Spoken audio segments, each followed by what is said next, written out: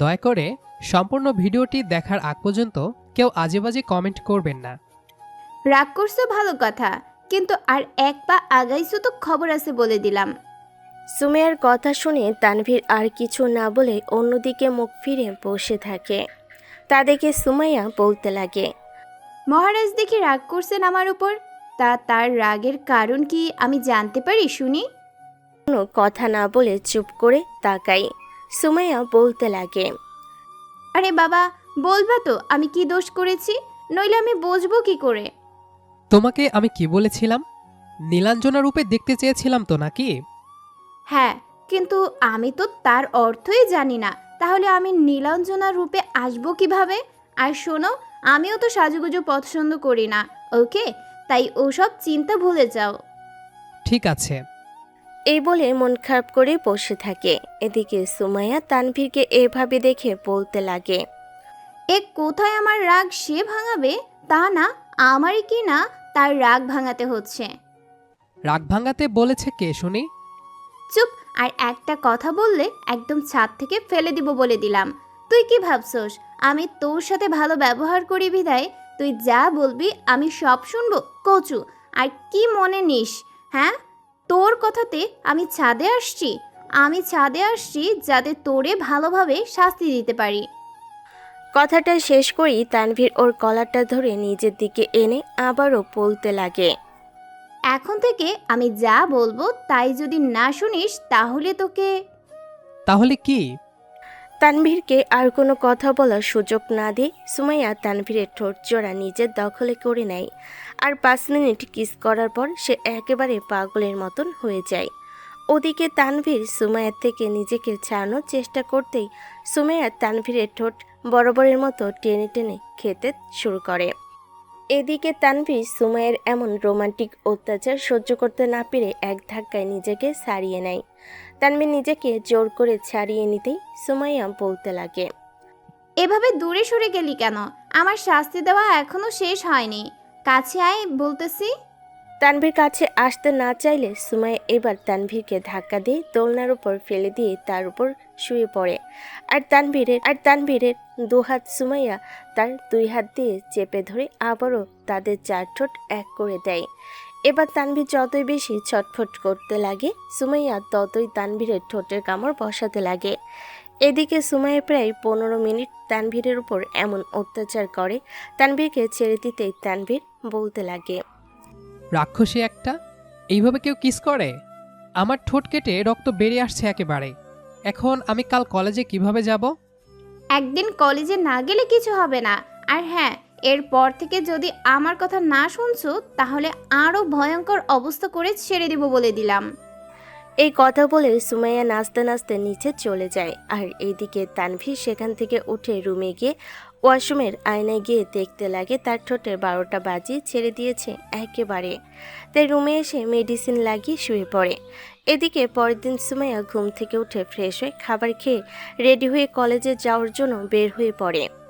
অন্যদিকে তানভীর ঘুম থেকে উঠে দেখতে পাই তার ঠোঁট জোড়া ফুলে গেছে একেবারে। আর এই কাটা ঠোঁট নিয়ে তো এখন কিছু খেতেও পারবে না। তাই সে দেরি না করে ফ্রেশ হয়ে একটা মাস্ক পরে কলেজের উদ্দেশ্যে বেরিয়ে পড়ে। আসতে দেখতে পাই সুমাইয়া বসে আছে তার বাইকের উপর। তাই সে দেরি না করে বাইক বের করে সুমাইয়াকে নিয়ে কলেজে চলে আসে। কলেজে আসার সময় সুমাইয়ার সাথে কোনো কথা বলে না তানভীর।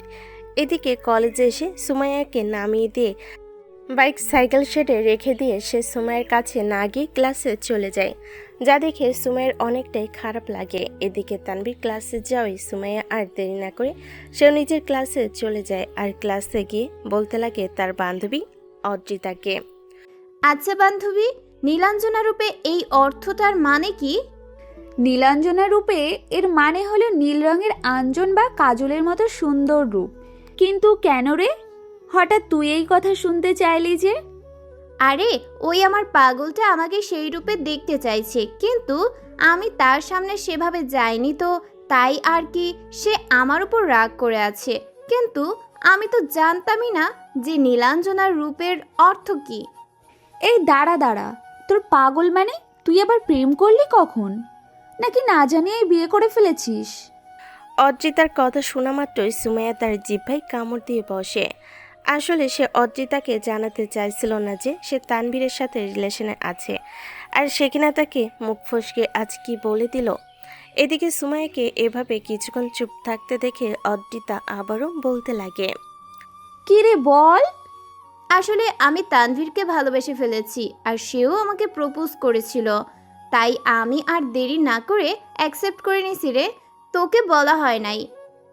আসলে সুমাইয়া অদ্রিতার কাছে আগেই সব ঘটনা লুকিয়ে গেছে। এদিকে অদ্রিতা আবারও বলতে লাগে। ভালোই, আমাকে কেন বলবি? আমি কে? আরে ভুল কেন বুঝতেছিস বান্ধবী? তুই তো আমার বেস্টি, তাই না? আর আমি তো তোকে বলতামই। আর এখন আমাকে একটু আইডিয়া দে না, আমি কি করে তার রাগ ভাঙাবো? কি করে আর? কোনো নীল কালারের শাড়ি পরে কাজল দিবি চোখে, আর সাথে হালকা মেকআপ করবি, টিপ পরবি, এক কথায় নীল পরি সাজবি, সেজে তার সামনে যাবি, তাই দেখবি তার রাগ একা একাই ভেঙে গেছে। তারপর অনেকক্ষণ ক্লাস করে বাইরে বের হয়ে আসে দুজনই। আসলে আজ কলেজের প্রফেসরদের মিটিং থাকায় সবারই 3টা ক্লাস শেষে কলেজ ছুটি দিয়ে দিয়েছে। তাই সুমাইয়া বের হয়ে তানভীরের বাইকের কাছে চলে আসে। আর এদিকে তানভীর ক্লাস থেকে বের হতেই দেখতে পায় সুমাইয়া তার বাইকের কাছে দাঁড়িয়ে আছে। তাই সে দেরি না করে বাইক বার করে স্টার্ট দেয়। স্টার্ট দিতেই সুমাইয়া তানভীরের পেছনে উঠে তানভীরের গাড়ে হাত রাখতেই তানভীর বাইক চালাতে শুরু করে। এদিকে তারা কলেজ থেকে বের হতেই সুমাইয়া বাইকের পিছন থেকে বলতে লাগে। একটু মার্কেটে যাও তো, আমার কিছু কেনার আছে। সুমাইয়ের কথা শুনে তানভীর আর কোনো কথা না বলেই মার্কেটে চলে যায়। আর মার্কেটে সুমাইয়া তানভীরের হাত ধরে একটা দোকানে ঢুকে পড়ে।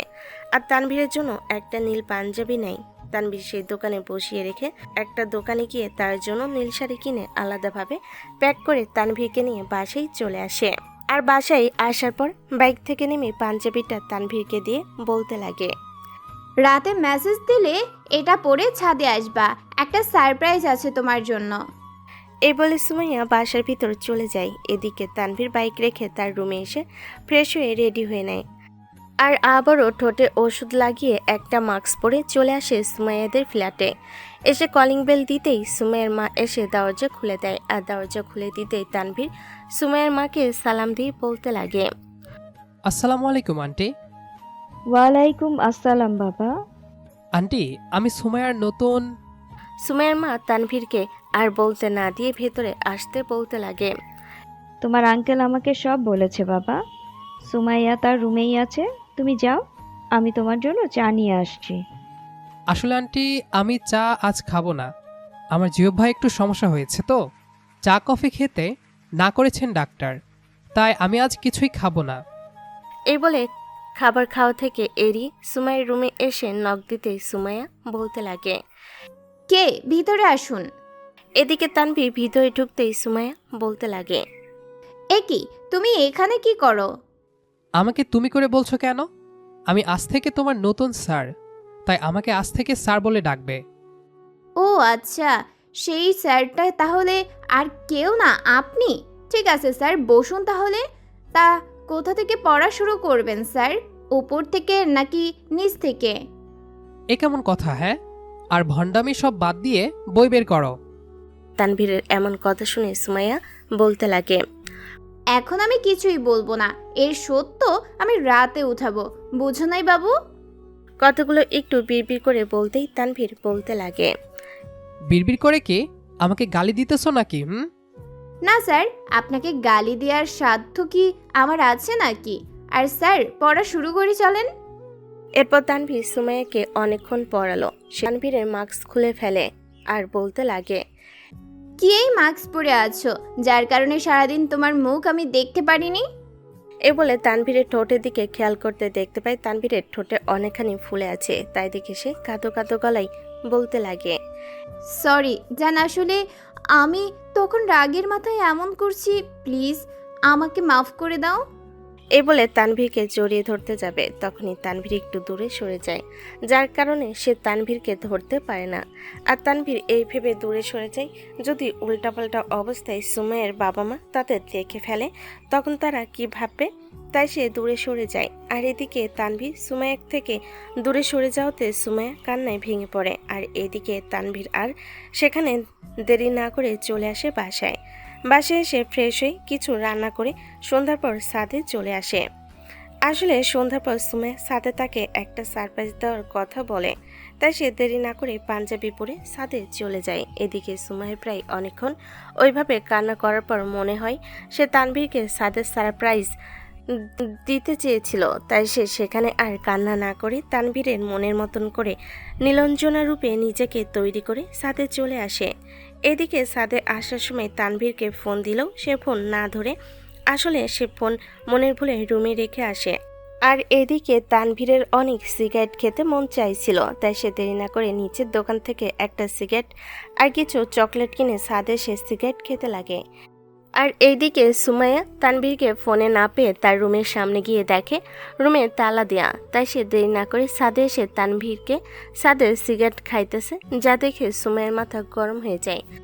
তাই সে দেরি না করে তানভীরের সামনে গিয়ে তানভীরের হাত থেকে সিগারেট নিয়ে ফেলে দিতে গেলেই তানভীর বলতে লাগে, এই এটা ফেলে দিও না প্লিজ, আমি খাওয়া বাদ দিয়ে দিছি তো, এখন আর খাই না তো। সুমাইয়া তানভীরের প্রতি উত্তরে বলতে লাগে, তাহলে এটা কে খাইতেছিল, আমি নাকি?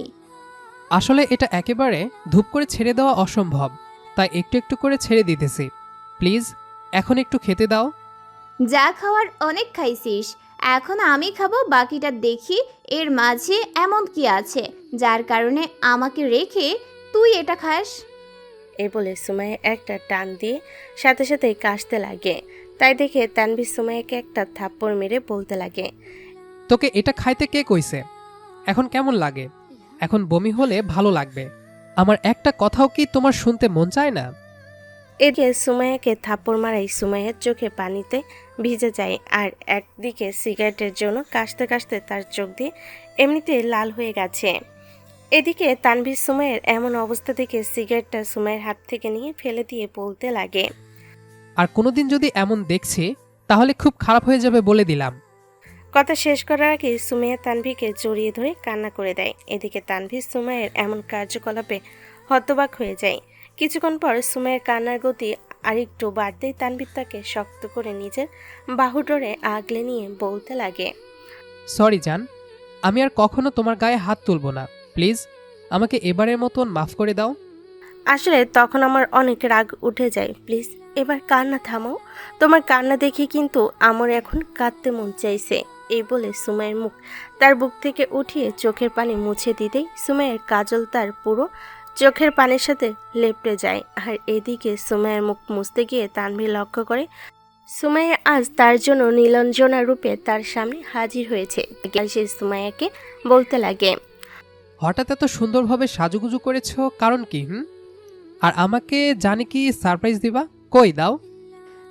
দিব তো, তার আগে তুমি আমায় আমার আজকের চিঠি দাও। একটা দিন চিঠি না দিলে হয় না? না হয় না। একটি ফুলের নিষ্পাপতা যেমন মনের দুঃখকে ঘুচিয়ে সুখ প্রদান করতে পারে, ঠিক তেমন তোমার ওই মায়াবী চেহারার একটা নজর আমাকে ধ্বংস করে দিতে পারে। তবে আমি পুরোপুরি ধ্বংস হয়েছে কি না জানি না, তবে আমি এতটুকু জানি আমি তোমায় অনেকটা ভালোবেসে ফেলেছি। I love you. ভালোবাসা কি এত সহজ নাকি? অপেক্ষা করো আরো। ও তাই? তবে চেষ্টা চালিয়ে যাও, সহজ আপনা আপনি হয়ে যাবে। সুমাইয়া কথা শেষ করে আবারও বলতে লাগে, আমার কেমন জানি বমি আসতেছে, আজ চলে যাই। এই কথা বলতে তানভীর বলতে লাগে, দাঁড়াও, আমি জানতাম বমি বমি লাগবে। কে বলেছিল সিগারেট খেতে? এই বলে তানভীর একটা চকলেট বের করে সুমাইয়াকে দিয়ে বলতে লাগে, এটা খাও, তাহলে আর বমি বমি লাগবে না। তানভীরের কথা মতন সুমাইয়া চকলেট নিয়ে খেতে লাগে। আর চকলেট খাওয়া শেষে তার অনেকটাই ভালো লাগতে লাগে। এদিকে তানভীর কিছুক্ষণ চুপ থাকার পর বলতে লাগে, তুমি না আমায় কি সারপ্রাইজ দিতে চাইছিলা? কই দাও এখন। কেন সারপ্রাইজ দিছি তো, চোখে পড়ে না? এই যে আমি এত কষ্ট করে তোমার নীলাঞ্জনা হয়ে সেজে আসছি, এটা কি সারপ্রাইজ না? এ আমার নীলাঞ্জনা এমন ভূত নাকি? নিজেকে দেখেছো কেমন লাগতেছে?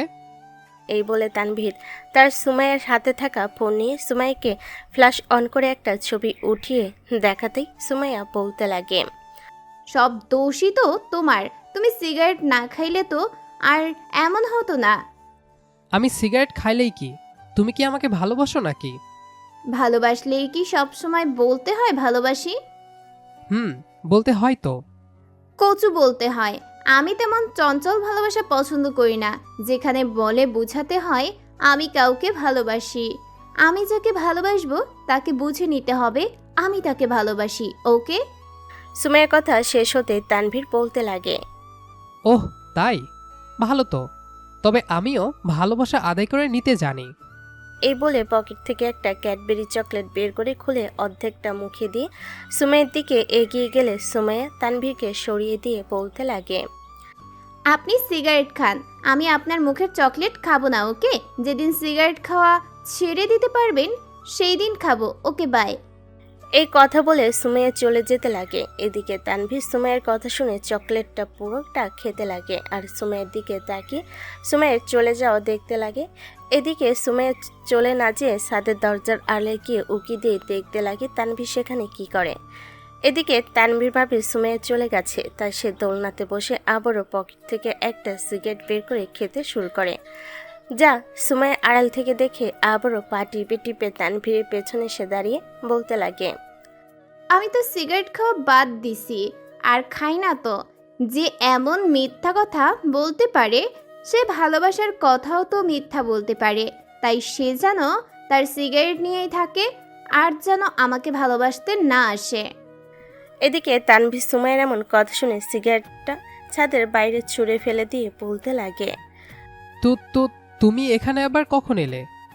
আর খাবো না, এই ফেলে দিয়েছি। আসলে দোকান থেকে টাকা দিয়ে কিনে আনছি, তাই এনে যদি নষ্ট করি তাহলে অপচয় হবে, আর অপচয় করা তো পাপ। তাই খেয়ে নিতে চাইছিলাম, আর খাবো না। কিভাবে মেনে নিব যে আপনি আর সিগারেট খাবেন না? তুমি যা বলবা তাই রাজি। ঠিক আছে, 100 বার সরি বলতে হবে আর কান ধরে উঠবস করতে হবে আর বলতে হবে, সুমু আমি আর কখনো সিগারেট খাবো না। সুমাইয়ের কথা শেষ হতে তানভীর বলতে লাগে। এটা কি একটু বেশি শাস্তি হয়ে গেল না? শাস্তিটা একটু কমালে হয় না? মানলে মানেন, না মানলে আমি গেলাম। এই না, আমি রাজি তো, দাঁড়াও না। এই বলে তানভীর উঠবস করা শুরু করে আর সরি বলতে লাগে। এদিকে সুমাইয়া দোলনায় বসে দেখতে লাগে। এদিকে প্রায় 50 বার উঠবস করার পর তানভীরের অবস্থা খারাপ দেখে সুমাইয়া তাকে থামিয়ে টান দিয়ে নিজের কাছে বসিয়ে দিয়ে বলতে লাগে। হইছে, আর করতে হবে না। তবে হ্যাঁ, আর যদি কখনো সিগারেট খাইতে দেখছি তাহলে। সুমাইয়ের কথা শেষ করতে না দিয়ে তানভীর হাঁপাতে হাঁপাতে বলতে লাগে। তাহলে না হয় আমাকে ছাদ থেকে ধাক্কা দিয়ে ফেলে দিও। চুপ! তোকে ছাদ থেকে ধাক্কা দিয়ে ফেলে দিলে আমার কি লাভ হবে? তোকে ছাদ থেকে না, মন থেকে ধাক্কা দিয়ে ফেলে দিব। এই বলে সুমাইয়া তানভীরের চোখের দিকে তাকিয়ে থাকে আর বলতে লাগে। কি জাহাপানা, আরো সিগারেট খাবেন? না গো জান, আর খাবো না। এরপর তারা অনেকক্ষণ তানভীর ঘুম থেকে উঠে ফ্রেশ হয়ে রান্না করে খাবার খেয়ে চাবি নিয়ে যেই বের হতে যাবে, তখনই মনে পড়ে সে বাথরুমে তার ভিজা কাপড় রেখে দিয়েছে, যা শুকাতে দিতে সে ভুলে গেছে।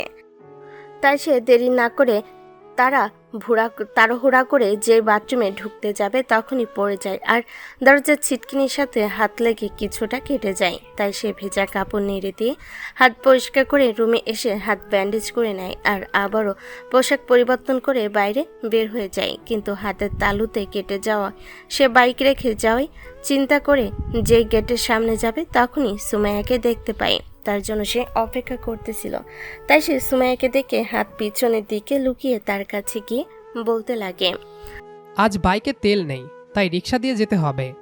তারপর তানভীর সুমাইয়াকে আর কোনো কথা বলতে না দিয়ে রিক্সা ডেকে দুজন সেটাতে উঠে পড়ে। কিন্তু রিক্সায় উঠতে সুমাইয়া তানভীরের হাত ব্যান্ডেজ করা দেখে বলতে লাগে। এই, তোমার হাতে কি হয়েছে শুনি? কই কিছু না তো। তানভীর এই বলে তার হাত তার কাছে এনে বলতে লাগে।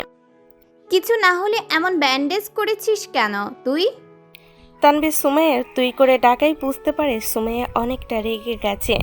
তাই সে সুমাইয়ের কাছ থেকে আর না লুকিয়ে বলতে লাগে, বাথরুমে পিছলে পড়ে গিয়ে একটু কেটে গেছে, বেশি না, একটু। দেখে শুনে চলতে পারিস না? আর বাথরুমে নাচানাচি করলে তো এমন হবেই। এই, তুমি সব কি বলতেছো? আমি বাথরুমে নাচানাচি করি? এই না, এখন না, সন্ধ্যায় খুলবো। এই বলে যেই সে হাত সুমাইয়ের কাছ থেকে টান দিতে যাবে তখনই সুমাইয়া তানভীরের হাত শক্ত করে চেপে ধরে। আর শক্ত করে চেপে ধরতেই তানভীর ব্যথায় উফ করে ওঠে আর নিজের হাত টান দেওয়ার চেষ্টা বাদ দিয়ে দেয়। আর এদিকে সুমাইয়া তানভীরের উফ করে ওঠাই বলতে লাগে, একটু কাটছে তাহলে এমন ভাব করতেছো কেন? তুমি কি বাচ্চা নাকি? আর আমি সন্ধ্যায় না, এক্ষুনি দেখব। এই বলে জোর করে তানভীরের হাতের ব্যান্ডেজ খুলতেই দেখতে পাই অনেকটা কেটে গেছে তানভীরের হাত। তাই দেখে সুমাইয়া বলতে লাগে, এটা একটুখানি কাটা? এই বলে সে রিকশাওয়ালা মামাকে একটা ফার্মেসিতে দাঁড় করাতে বলে। এদিকে তানভীর বলতে লাগে, এইটুকু কেটে গেছে, তাতে ফার্মেসিতে যাওয়া লাগে? আর এতে কিছুই হয়নি।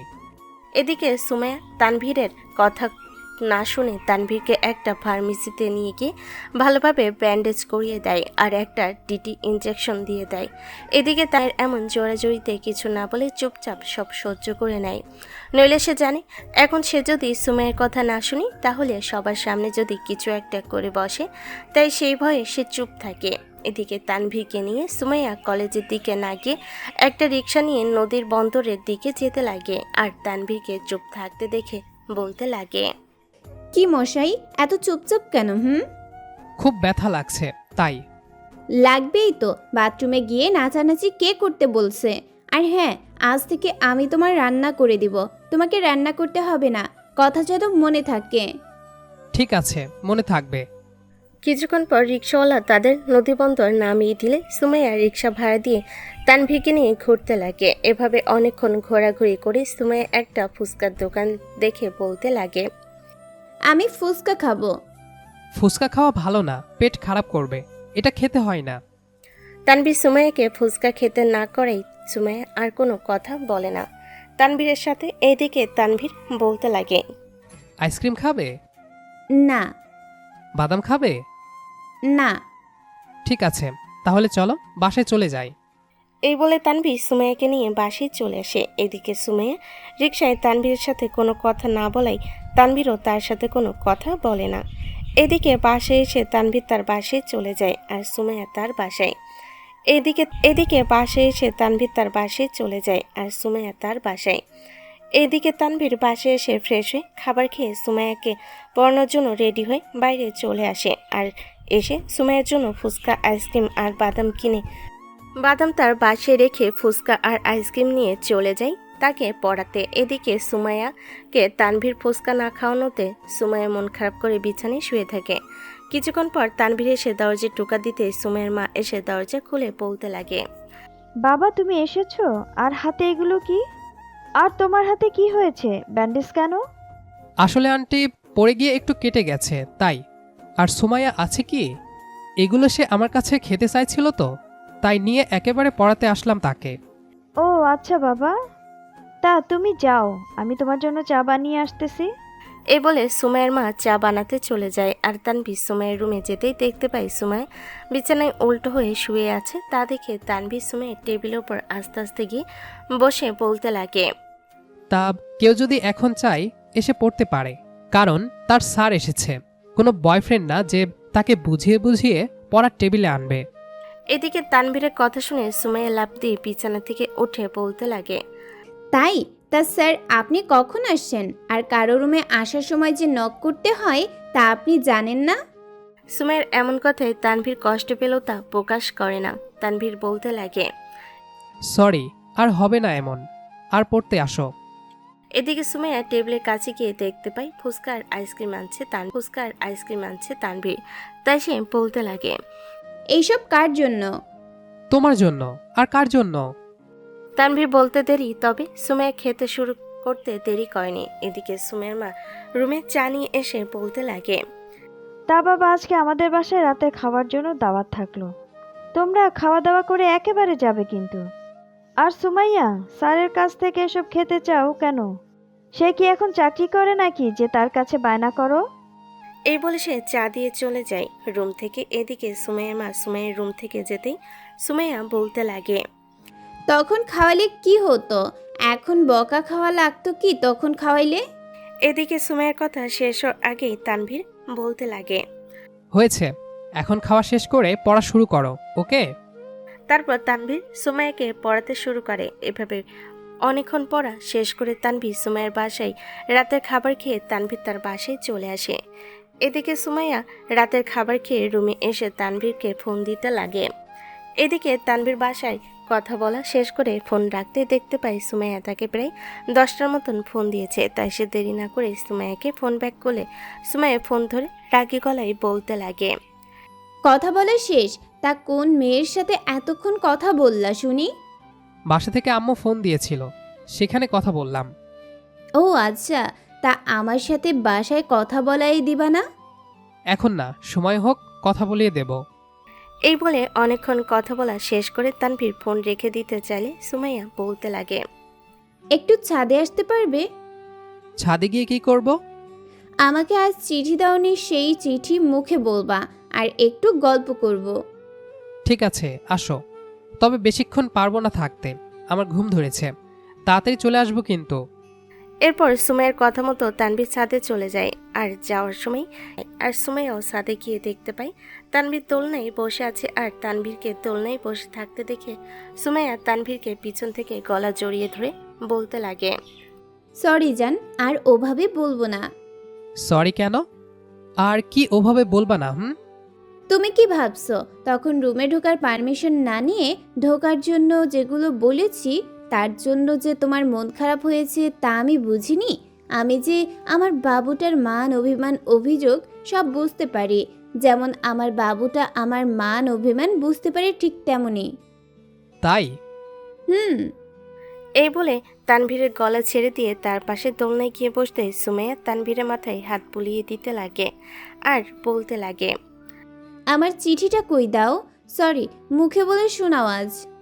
চাঁদ সেই স্নিগ্ধ আলোয় রাঙিয়ে দিবে যখন, শাড়ি পরে কাজল চোখে বউ সাজাবো তখন, মিষ্টি হেসে টুল গালে থাকবে পাশে বসে, কতই না সব না বলা কথা বলতে হবে হেসে, বাদাম ছিলে ধরবে মুখে, থাকবো কোলে শুয়ে, মিষ্টি হাসির দুষ্টু চিন্তায় যাব যে সব ভুলে, নির্ঘুম রাত্রি পাড়ি দেব, সাক্ষী রবে চাঁদে, স্বপ্ন তো সব সেদিন পূরণ হবে, চাকরিটা পাবো যবে, শূন্য পকেটের পরিণীতা তুমি, পাশে থেকো তবে। তানভীরের কথা শেষ হতেই সুমাইয়া বলতে লাগে, তা তো আজীবন পাশে থাকবো, তবে বাদাম কই যে ছিলে মুখে ধরবো? আছে তো আমার কাছে। এ বলে তানভীর বাদাম বাইর করে দিতেই সুমাইয়া চিঠির মতো করে তানভীরকে তার কোলে শুইয়ে দিই। বাদাম ছিলে দুজন খেতে লাগে আর চাঁদ দেখতে থাকে। এদিকে কিছুক্ষণ পর তানভীর চলে আসতে চাই ঘুমানোর জন্য। চলে আসতে চাইলে সুমাইয়া বলতে লাগে, আর একটু থেকে গেলে হয় না? না, রাত 12টা বেজে গেছে, কাল সকাল সকাল উঠতে হবে, কলেজে যেতে হবে তো নাকি? আর তুমিও ঘুমাতে যাও, ওকে?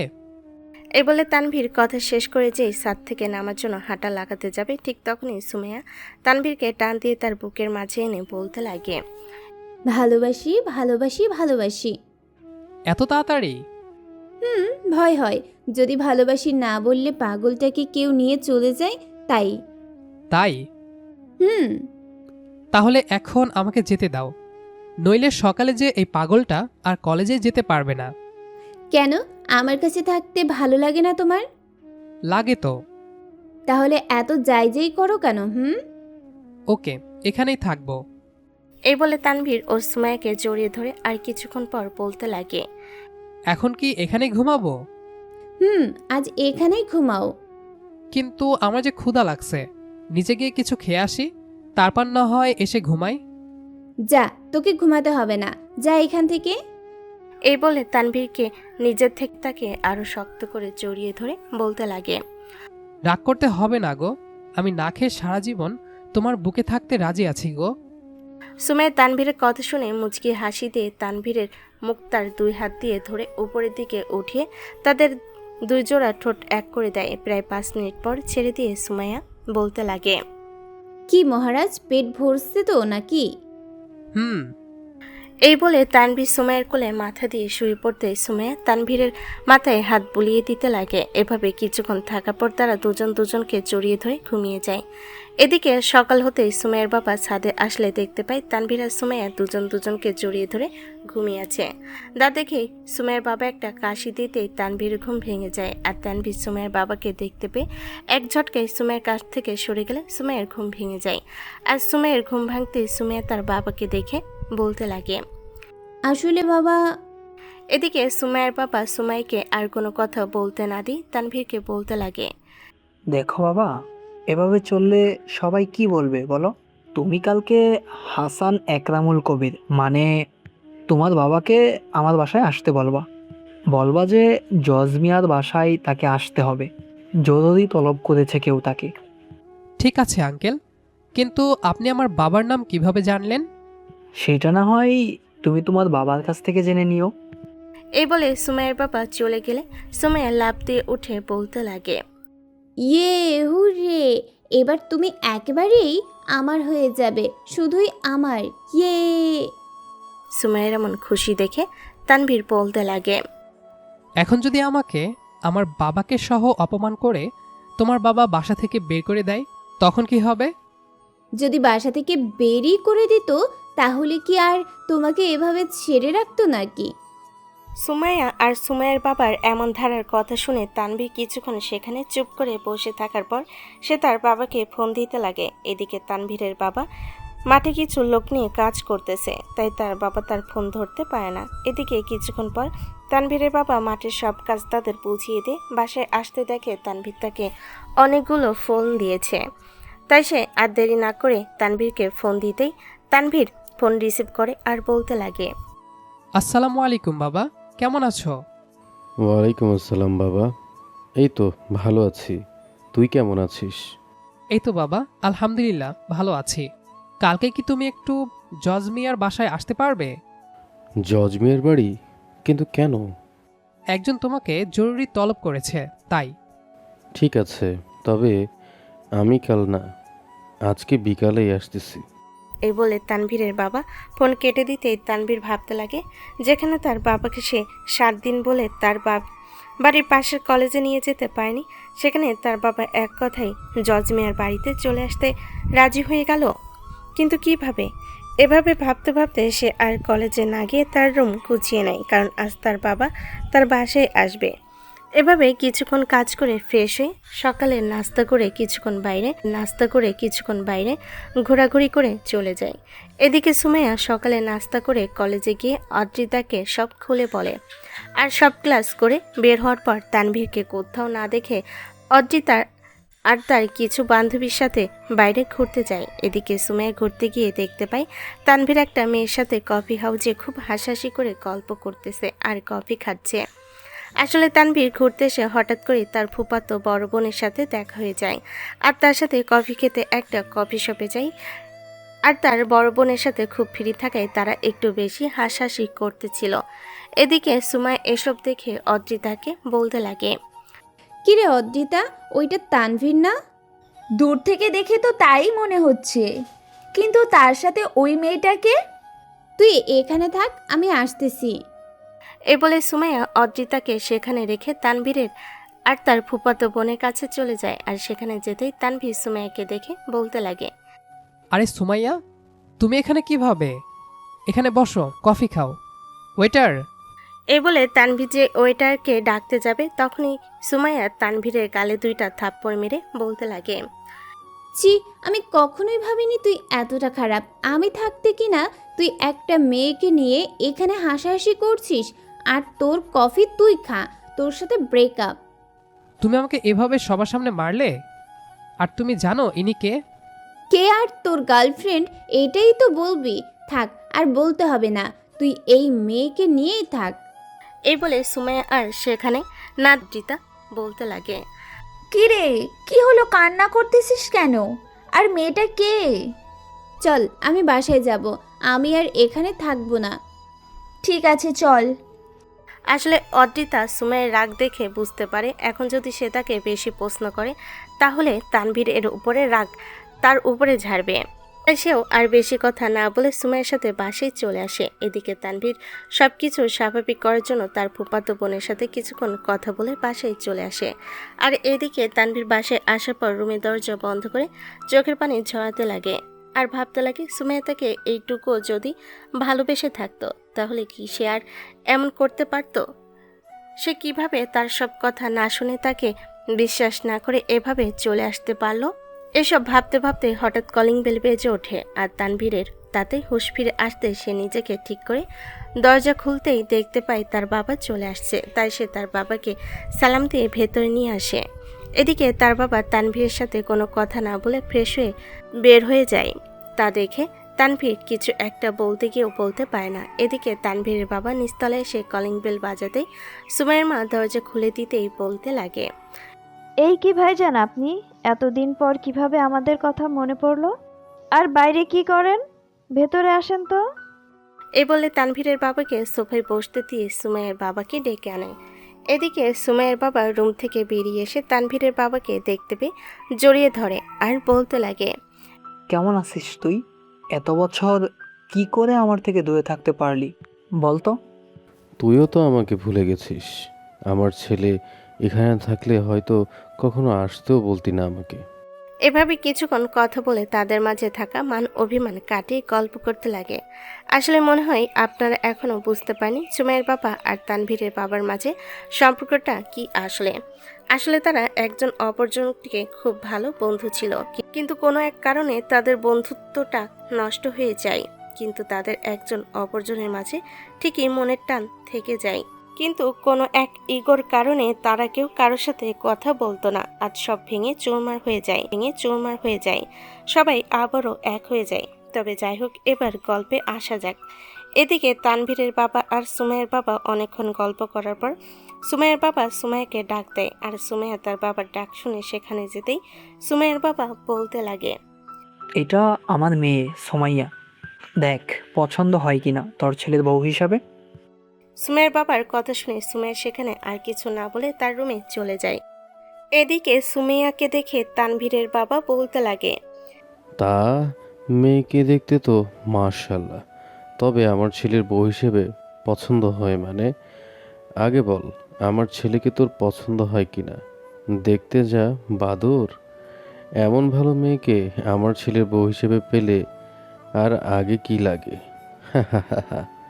এভাবে তারা অনেকক্ষণ কথা বলার পর রাতের খাওয়া দাওয়া করে তানভীরের বাসায় এসে তানভীরের মাকে ফোন দিয়ে তানভীরের বাসায় আসতে বলে আর তানভীরকে ডাক দিয়ে বলতে লাগে, আমি তোর বিয়ে ঠিক করে আসছি, কালকেই তোর বিয়ে, আর কোনো কথা আমি শুনতে চাই না। এই কথা বলে তানভীরের বাবা তানভীরকে আর কোনো কথা বলার সুযোগ না দিয়ে তার রুমে গিয়ে ঘুমিয়ে পড়ে। এদিকে তানভীর তার বাবার কথা শুনে রুমে গিয়ে মন খারাপ করে শুয়ে পড়ে। এভাবে কিছুক্ষণ চিন্তা করার পর কখন যে ঘুমিয়ে পড়ে সে নিজেও জানে না। পরের দিন সকালে ঘুম থেকে উঠে দেখতে পাই তার মা তার বাসায় চলে আসছে। এদিকে তার বোন আর দুলা ভাইও তার বাসায় চলে আসছে। অন্যদিকে সুমাইয়া বিয়েতে রাজি না থাকলেও সুমাইয়ার বাবার উপর সে আর কখনো কথা না বলে সেও বিয়েতে রাজি হয়ে যায়। এভাবে অনেকক্ষণ কেটে যাওয়ার পর তানভীর আর সুমাইয়া বাসায় লোকজন দিয়ে ভরে যেতে লাগে। কিছুক্ষণ পর সন্ধ্যা হতেই তানভীর আর সুমাইয়া ঘরোয়াভাবে বিয়ে হয়ে যায়। এদিকে যখন তানভীর আর সুমাইয়া দেখতে পায় তাদের দুজনের সাথে দুজনে বিয়ে দিচ্ছে, তখন তানভীর সব ভুলে নিজের ইচ্ছায় বিয়ে করে নিলেও সুমাইয়া যেন কিছুতেই মেনে নিতে পারছে না তানভীরকে। কিছুক্ষণ পরে বিয়ে শেষে তানভীর আর সুমাইয়া খাওয়া দাওয়া শেষে সুমাইয়াকে একটা রুমে আটকে রেখে তার কাজিনরা কিছু টাকার দাবি করে, যা তানভীর মিটিয়ে ঘরে প্রবেশ করতেই সুমাইয়া বলতে লাগে, ওইখানেই দাঁড়ান, আমার কাছে আসার চেষ্টা করবেন না। আর আমি আপনাকে স্বামী হিসেবে মেনে নিতে পারিনি, আর কখনো মেনে নেবও না। এ কি বলতেছো তুমি? তুমি তো আমাকে ভালোবাসো, তাই না? আমি আপনাকে আর ভালোবাসি না, আর আমি যাকে ভালোবাসতাম সে আমার কাছে এখন মরে গেছে। তুমি এত বড় কথা বলতে পারলা? আমি ভাবছিলাম আজ তোমার সব ভুল ভাঙিয়ে দেব, কিন্তু না, আমি তো তোমার কাছে মরে গেছি। তাই আমি আর চাই না যে তুমি কখনো সত্যিটা জানো। আর হ্যাঁ, আমি কখনোই জোর করে আমি তোমার স্বামীর অধিকার তোমার কাছ থেকে নিতে যাব না। এই বলে তানভীর ফ্রেশ হতে চলে যায় আর ফ্রেশ হতে গিয়ে সে বাথরুমে অনেকক্ষণ কান্না করে। ফ্রেশ হয়ে এসে সোফায় শুয়ে পড়ে এদিকে সুমাইয়া তানভীর ওয়াশরুম থেকে বের হয়ে আসতেই তার মুখ দেখেই বুঝতে পারে সে অনেক কান্না করেছে, কিন্তু সে কান্না করলো কেন, সুমাইয়া কেন যায় আসে না। এমন ভাব দেখিয়ে সে নিজেও ফ্রেশ হতে যায় আর কিছুক্ষণ পর ফ্রেশ হয়ে এসে দেখতে পায় তানভীর সোফায় শুয়ে পড়েছে। তাই দেখে সে বিছানায় ঘুমিয়ে যায়। এদিকে সকাল হতে সুমাইয়া ঘুম থেকে উঠে দেখতে পায় তানভীর কোথাও নেই। তাই সে ফ্রেশ হয়ে বাইরে এসে তানভীরের মাকে কাজে সাহায্য করতে গেলে তানভীরের মা তাকে কোনো কাজ করতে না দিয়ে বসে থাকতে বলে আর বলতে লাগে। এই কথা বলে সুমাইয়া সকলের খাবার দেয় তানভীরের মা। এদিকে তানভীর বাসা থেকে বেরিয়ে নদীর পাড়ে একা একা বসে থাকে। অন্যদিকে দুপুর হতে তানভীরের ফুপু আর ফুপাতো বোন সুমাইয়াকে দেখতে আসলে সুমাইয়া তানভীরের ফুপাতো বোনকে দেখে বলতে লাগে, আপু, আপনি এখানে কি করে? আসলে আমি তোমাদের বিয়েতে আসতে পারিনি অফিসে ছুটি না দেওয়াতে। আর সেদিন তুমি আমাকে আর তানভীরকে ওভাবে দেখে ভুল বুঝে কাজটা ঠিক করনি। জানো, সেদিন আমার তোমার ওপর অনেক রাগ হলেও তানভীর আমাকে অনেক বুঝিয়ে ঠান্ডা করে আর বলে তুমি নাকি এমনি একটু রাগী। তবে তুমি খুব লাকি, আমার ভাইয়ের মতন একটা হাজবেন্ড পেয়েছো। তাকে কখনোই কষ্ট দিও না। তানভীরের ফুপাতো বোনের কথা শুনে সুমাইয়ার কথা বলার শক্তি যেন হারিয়ে ফেলে আর মনে মনে ভাবতে লাগে সে তানভীরকে কতটা কষ্ট দিয়ে ফেলেছে। এই ভেবে সে কিছু না ভেবেই রুমে গিয়ে তানভীরকে ফোন দিতে লাগে। এদিকে তানভীর সুমাইয়ার কোনো ফোন না ধরে সারাদিন নদীর পাড়ে বসে থেকে সন্ধ্যার সময় বাসার দিকে রওনা দেয়। আর এদিকে তানভীর ফুপি আর ফুপাতো বোন চলে গেলে সুমাইয়া রুমে গিয়ে কান্না করতে লাগে। এদিকে সন্ধ্যা হতেই তানভীর বাসায় আসতে তানভীরের মাতাকে কিছুক্ষণ বকাঝকা করে। এদিকে তানভীর সেগুলো কোনো তোয়াক্কা না করে রুমে ঢুকে ফ্রেশ হয়ে ছাদে গিয়ে দোলনায় বসে সিগারেট খেতে লাগে। এদিকে সুমাইয়া কান্না করতে করতে ঘুমিয়ে যায়। আর যখন তার ঘুম ভাঙে তখন দেখতে পায় 8টা বেজে গেছে। তাই সে ফ্রেশ হয়ে তানভীরকে আবারও ফোন দিলে দেখতে পায় তানভীরের ফোন তার রুমেই বাজতেছে। তাই সে তানভীরকে পুরো বাসায় খুঁজতে লাগে। এদিকে তানভীরকে কোথাও না পেয়ে সুমাইয়া ছাদে চলে আসে আর ছাদে এসে দেখতে পায় তানভীর দোলনায় বসে সিগারেট খাচ্ছে। তাই আর দেরি না করে তানভীরের পাশে গিয়ে বসে বলতে লাগে, সিগারেটটা ফেলে দেওয়া যায় না? সুমাইয়ার কোনো কথায় জবাব না দিয়ে তানভীর একধানে সিগারেট খেতে থাকে। তাই দেখে সুমাইয়া কান্না করে বলতে লাগে, আচ্ছা, আমি যদি কখনো মরে যাই তাহলে কি তুমি খুব কষ্ট পাবা? সুমাইয়ার এমন কথা শুনে তানভীর সিগারেট ফেলে দিয়ে বলতে লাগে, দেহ কাঁদিলে বলেছিলাম, কাঁদিস না রে ভাই, দেহটাই কেবল সাথে রয়েছে, আত্মা তো আর নাই। মরণবেলায় পূর্ণ দেখিয়েছে দেহের চক্ষুদয়ে, আত্মা তো সেই পূর্ণিমারই চাঁদকে ঘিরেই আছে। তানভীরের এমন কথা শুনে সুমাইয়া বলতে লাগে, আমি অনেক বড় ভুল করে ফেলেছি। আমি জানি না সেই ভুলের ক্ষমা হয় কি না, তবে আমি সত্যি তোমাকে ছাড়া বাঁচব না। আসলে সেগুলো আমি রাগের মাথায় বলেছি। সত্যি কথাই, আমি তোমাকে কোনো মেয়ের সাথে কখনোই সহ্য করতে পারবো না। তানভীর সুমাইয়াকে আর কোনো কথা বলতে না দিয়ে সুমাইয়াকে থামিয়ে বলতে লাগে, আমার সাধ্য নাই গাছে ওঠার, স্বপ্ন দেখতেছি আকাশ ছোঁয়ার, ভাগ্য আজ তারুলতার সমান। এই কথা বলে সে আর সেখানে না দাঁড়িয়ে নিচে চলে আসে আর এসে খাবার না খেয়ে রুমে গিয়ে সোফায় শুয়ে পড়ে। এদিকে তানভীর নিচে আসতে সুমাইয়াও তার পিছু পিছু রুমে চলে আসে। আর এদিকে রুমে এসে তানভীরকে সোফায় শুয়ে পড়তে দেখে সুমাইয়া আর কোনো কথা না বলে একটা চিঠি লিখে টেবিলের উপর রেখে দিয়ে সিলিং ফ্যানের সাথে শাড়ি বেঁধে যে গলায় দড়ি দিতে যাবে, তখনই কিছু একটা শব্দ পেয়ে তানভীর উল্টো দিকে ফিরে তাকিয়ে দেখে সুমাইয়া সুসাইড করতে চাইতেছে। তাই সে দেরি না করে সুমাইয়াকে থামিয়ে তার গালে একটা থাপ্পড় মেরে বলতে লাগে, কি করতে যাইতেছিলি আর কেন করতেছিলি? কি বুঝাতে চাস এসব করে আমাকে? আমি খুব বড় পাপ করে ফেলেছি। এই হাত, যেই হাত শুধু তোমাকে আগলে রাখার জন্য, সেই হাত দিয়ে আমি তোমাকে মেরেছি আর তোমাকে মেরে ফেলেছি। যেখানে তুমি নেই সেখানে আমি বেঁচে থেকে কি করব? আমি আর আমার এই জীবন রাখতে চাই না। এই বলে তানভীরকে জড়িয়ে ধরে কান্না করতে লাগে সুমাইয়া। আর সুমাইয়ার এমন কান্না দেখে, তার অনুশোচনা দেখে তানভীরও তাকে মাফ করে দিয়ে নিজের বাহুডোরে আগলে নেয় আর বলতে লাগে, চুপ! আর একটু যদি কান্না করছো তাহলে খবর আছে বলে দিলাম। আর আমি সব ভুলে গেছি জান। এদিকে তাকাও। তুমি আমাকে মাফ করে দিছো তো? মাফ করে দিতে পারি এক শর্তে। কি সেই শর্ত? আমি তোমার সব শর্তে রাজি আছি। আমার মুখ থেকে না শোনা অবধি কখনো তুমি আমাকে ভুল বুঝে রাগ করতে পারবে না। ঠিক আছে, আমি রাজি। আর আর কি? আর আমাকে একজোড়া টুইন বেবি এনে দিতে হবে। সুমাইয়া তানভীরের এমন কথা শুনে লজ্জা পেয়ে তানভীরের বুকে মুখ লুকিয়ে বলতে লাগে, তাহলে তো তোমাকে অনেক পরিশ্রম করতে হবে মহারাজ। আমি তো সবসময় পরিশ্রম করার জন্য প্রস্তুত মহারানী। তাহলে বসে আছো কেন? আমার অনুমতি নেওয়ার জন্য নাকি? এরপর আর শুনতে হবে না। সিনেমার পর্দা অন্ধকার, এটাই বুঝে নিন। আর আজ এই পর্যন্তই। ভালো থাকবেন, সুস্থ থাকবেন। আল্লাহ হাফেজ। আর আমাদের জন্য দোয়া করতে ভুলবেন না কিন্তু।